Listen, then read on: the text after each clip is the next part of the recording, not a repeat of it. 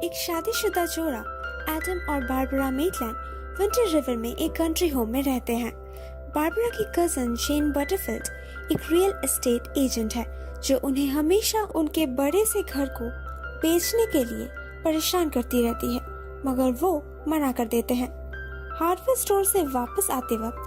एक कुत्ते के साथ क्रैश होना अवॉइड करने के लिए वो अपनी गाड़ी को घुमाते हैं, मगर बैलेंस मेंटेन नहीं कर पाते और उनकी गाड़ी नदी में गिर जाती है। घर वापस आने के बाद दोनों में से किसी को याद नहीं आता कि वो कैसे वापस आए।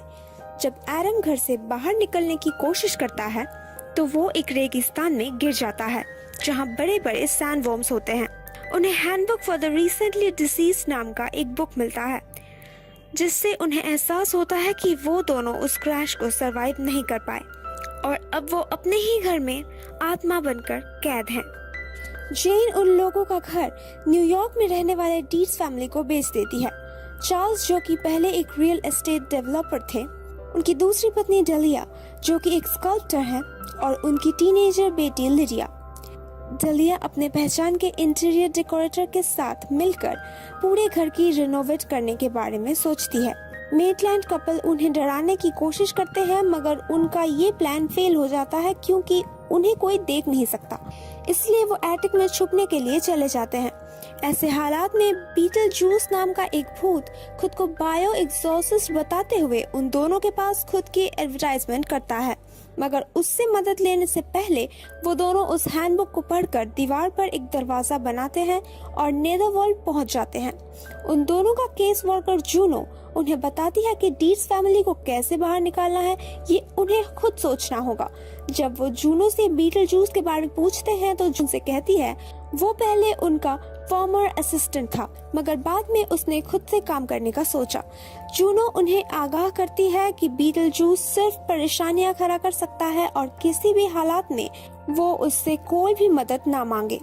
मेटलैंड कपल अपने घर वापस आ जाते हैं और मिलते हैं लिडिया से, जो उन्हें देख सकती है क्योंकि वो थोड़ी सी अजीब होती है और उसने हैंडबुक को भी पढ़ लिया था।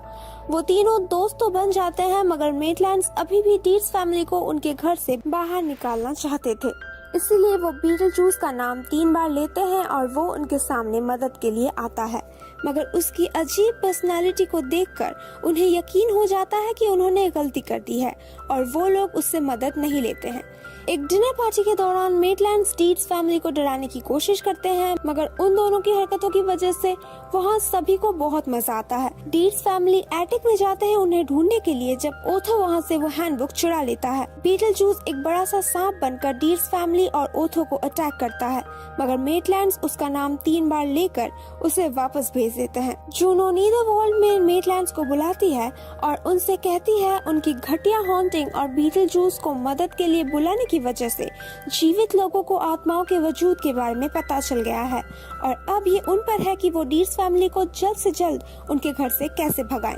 मेटलैंड्स वापस आ जाते हैं, मगर वो लिडिया को डरा नहीं पाते और फैसला लेते हैं कि वो डीट्स फैमिली को वहाँ रहने देंगे। चार्ल्स डीट्स उस पूरे शहर को टूरिस्ट्स के लिए एक सुपरनैचुरल थीम पार्क बनाना चाहते थे, इसीलिए वो अपने आइडिया को अपने बॉस के साथ शेयर करते हैं और उन्हें उस घर में बुलाते हैं। उनके boss maxi dean supernatural presence का प्रूफ मांगते हैं और ओथो उस हैंडबुक की मदद से एडम और बारबरा की आत्मा को वहां बुलाता है, मगर उनकी आत्माएं सड़ने लगती हैं, जिससे ओथो को एहसास होता है कि उसने गलती कर दी है और सियांस के बदले